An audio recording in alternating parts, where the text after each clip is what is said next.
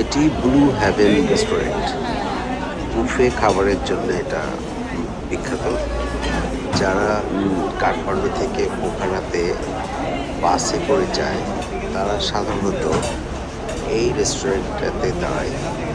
এখানে ভেজ এবং ননভেজ দুই প্রকারই বুফে খাবার, বিশেষ দুপুরের খাবার পাওয়া যায় এবং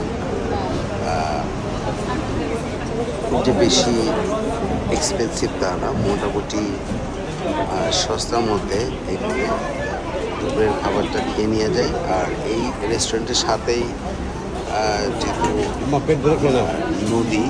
নদী বয়ে যাচ্ছে, তো তার পাশে বসে অনেকেই দুপুরের খাবারটা এনজয় করে।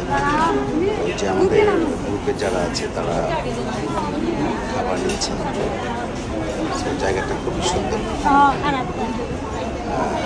আলাদা একটা আমেজ আছে এই জায়গাটা।